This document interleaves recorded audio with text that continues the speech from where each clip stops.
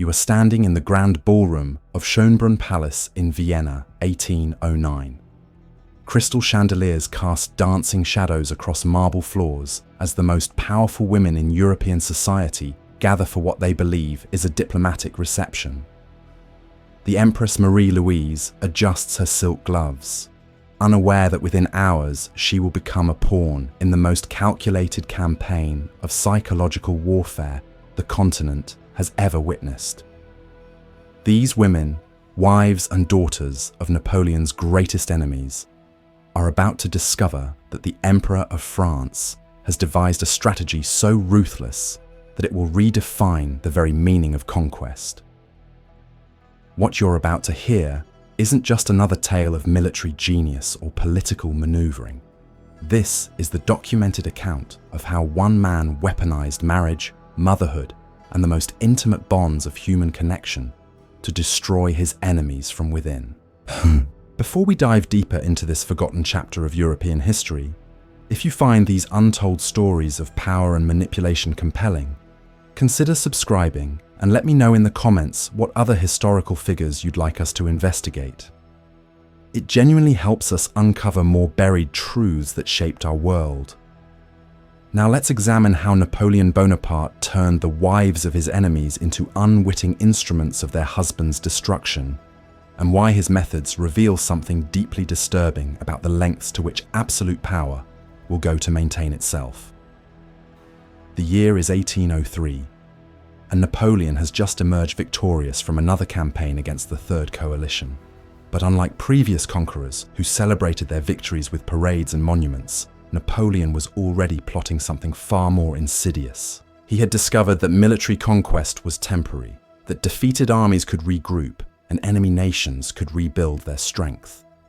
What he needed was a way to ensure that his enemies would never again possess the will to challenge French supremacy. The answer came to him while studying the family genealogies of European royalty spread across his campaign desk like battle maps. Napoleon realized that the wives and daughters of his enemies represented something more valuable than any fortress or treasury. They were the emotional foundations upon which his opponents built their resistance, the sources of comfort and strength that allowed enemy leaders to endure defeat and plan their revenge. If he could corrupt these relationships, if he could turn the most trusted confidants of his enemies into sources of doubt and betrayal, he could achieve victories that no army could deliver.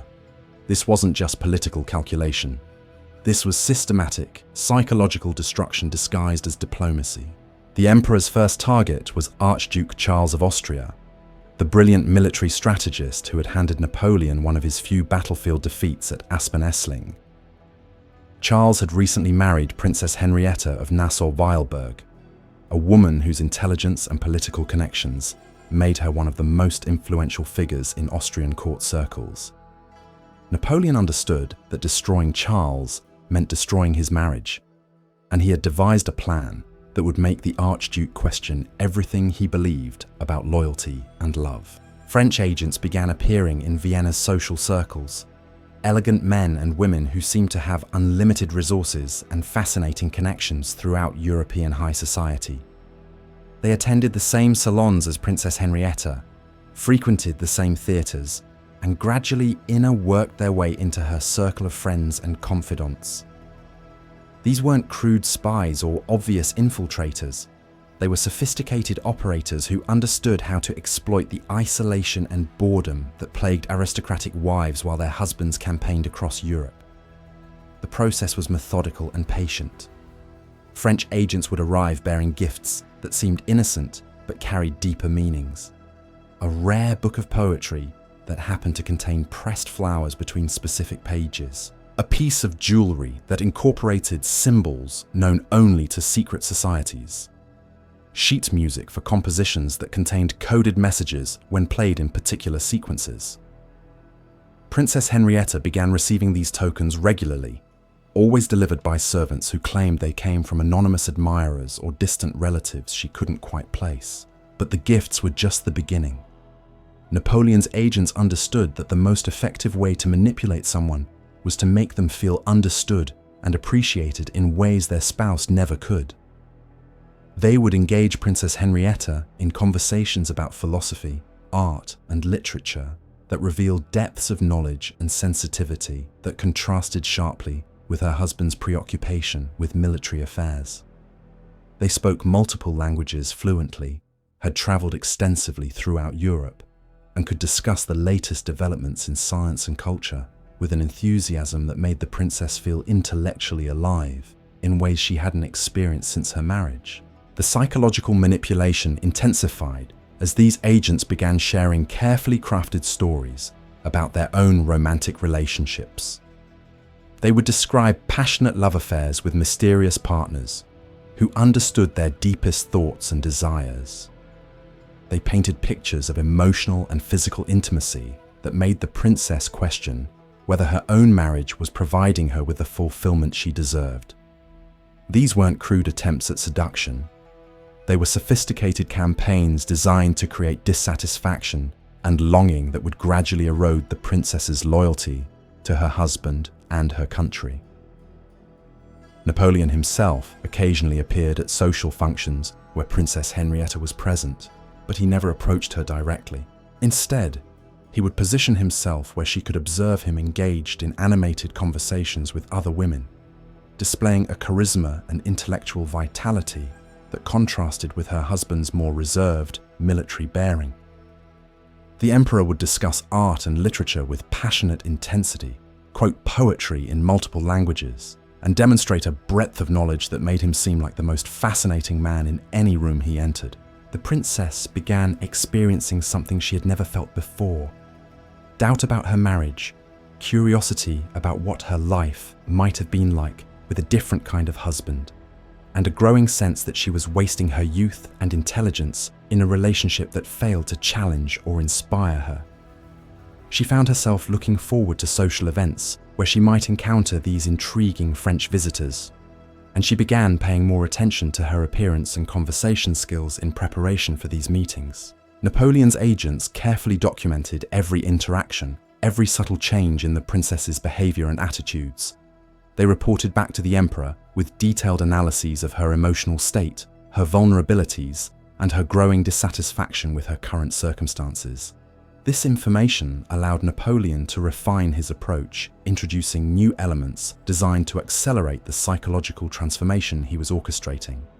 The next phase of Napoleon's psychological campaign involved exploiting the letters and correspondence that flowed between Princess Henrietta and her female relatives across Europe. French intelligence had developed an intricate network of postal clerks, servants, and courier services who could intercept, copy, and reseal personal correspondence without detection. Every private thought the princess shared with her sisters, every complaint about her marriage, every expression of loneliness or frustration was being read and analyzed by Napoleon's operatives. But the emperor wasn't content with passive surveillance. He began crafting a disinformation campaign that would turn the princess's own family against her. Forged letters began appearing in the correspondence networks of European nobility. Letters that appeared to be written by Princess Henrietta, but contained shocking confessions about her growing attraction to French culture and her doubts about Austria's ability to resist Napoleon's expanding empire. These fabricated documents were carefully crafted to sound authentic, incorporating the princess's actual writing style and personal references that only someone with access to her real correspondence could know. The forged letters described fictional encounters with French diplomats, where the princess allegedly expressed admiration for Napoleon's reforms and questioned whether Austria's traditional monarchy was capable of providing prosperity and progress for its people. They contained intimate details about her marriage that painted Archduke Charles as a cold and distant husband who cared more about military glory than his wife's happiness. Most devastatingly, they suggested that the princess was beginning to view Napoleon not as Austria's enemy, but as a visionary leader who might offer her opportunities for intellectual and emotional fulfillment that her current life could never provide. These manufactured documents began circulating through the gossip networks of European high society, creating a whisper campaign that gradually poisoned the princess's reputation among her own social circles. Family members who had once treated her with respect and affection began viewing her with suspicion and disappointment. Invitations to social events became less frequent. Conversations that once flowed naturally became strained and uncomfortable, as people wondered whether the princess could be trusted with sensitive information about Austrian military preparations or diplomatic strategies. The psychological pressure intensified when Napoleon's agents began introducing moral dilemmas designed to test the princess's loyalty while creating opportunities for compromise. They would share carefully selected intelligence about French military movements that could potentially save Austrian lives if passed along to her husband. But doing so would require the princess to admit that she had been engaging in unauthorized contact with enemy agents. They presented her with humanitarian causes that seemed noble and apolitical, but were actually designed to channel Austrian resources toward French strategic objectives. Princess Henrietta found herself caught in an impossible situation. The French agents had become her primary source of intellectual stimulation and emotional support, yet she knew that maintaining these relationships was potentially treasonous. She began experiencing symptoms that modern psychology would recognize as severe anxiety and depression. Palace servants reported that she had difficulty sleeping, lost interest in activities she had once enjoyed, and spent increasing amounts of time alone in her private chambers, writing in journals that she kept hidden from her husband and household staff. The final stage of Napoleon's psychological assault involved creating situations where Princess Henrietta would be forced to choose between her loyalty to Austria and her growing emotional dependence on her French contacts. The emperor arranged for one of his most charismatic agents, a man who had spent months cultivating a relationship of trust and intellectual intimacy with the princess, to approach her with an urgent request for help. He claimed that he had fallen in love with an Austrian woman who was being held prisoner by Austrian authorities on false charges of espionage, and he begged the princess to use her influence to secure the woman's release. The story was completely fabricated, but it was crafted with such emotional authenticity that the princess believed she was being asked to perform an act of humanitarian mercy rather than political betrayal. The French agent provided her with detailed information about the supposed prisoner, including letters allegedly written by the woman that described the harsh conditions of her imprisonment and her desperate hope for rescue. He wept as he described his beloved's suffering, and he painted the princess as the only person with enough influence and compassion to prevent a tragic miscarriage of justice. Princess Henrietta's decision to help would require her to access confidential Austrian government records and use her husband's official seal to authorize the release of someone who was supposedly being held on charges related to French espionage. She would have to lie to her husband about her reasons for needing access to these materials, and she would have to coordinate secretly with French agents to arrange the logistics of the release. Every step of the process would create evidence of her collaboration with enemy operatives, while making it increasingly difficult for her to explain her actions as anything other than deliberate treason. The psychological manipulation had reached its crescendo. Napoleon had successfully transformed one of Austria's most prominent women into someone who was actively working against her own country's interests, while believing that she was performing acts of mercy and justice.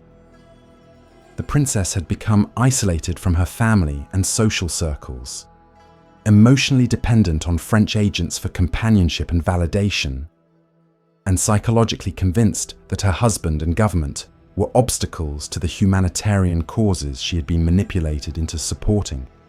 But Napoleon's ultimate goal wasn't simply to recruit the princess as a spy or saboteur. He wanted to destroy Archduke Charles by making him discover his wife's betrayal in the most devastating way possible.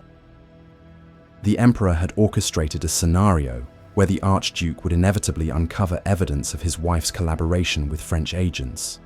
But the discovery would come at a moment when confronting her would require him to choose between his duty to Austria and his love for his family. The trap snapped shut with surgical precision. When Archduke Charles finally discovered his wife's correspondence with French agents, the revelation didn't come through careful investigation or military intelligence. It arrived as Napoleon intended, through anonymous letters delivered to the Archduke's private quarters, containing detailed documentation of every meeting, every gift, every moment of emotional vulnerability that had been carefully orchestrated over months of psychological manipulation. Charles faced an impossible choice. Exposing his wife's activities would destroy his family and provide Napoleon with a propaganda victory that would humiliate Austria across Europe.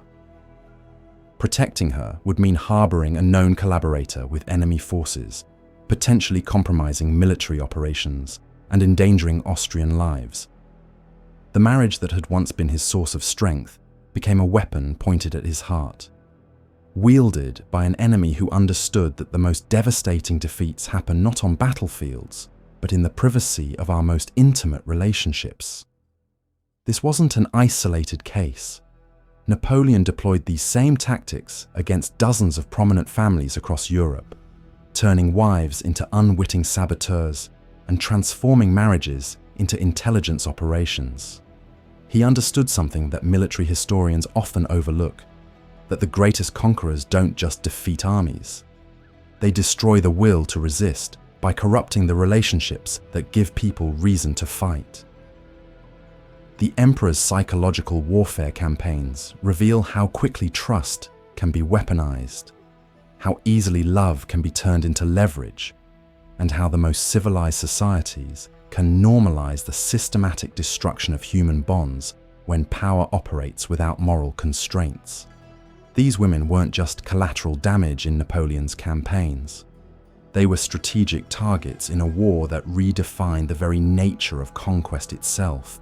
The archives remain, documenting every calculated manipulation with bureaucratic precision, reminding us that some historical truths cut deeper than battlefield casualties, revealing how absolute power corrupts not just those who wield it, but everyone caught within its reach.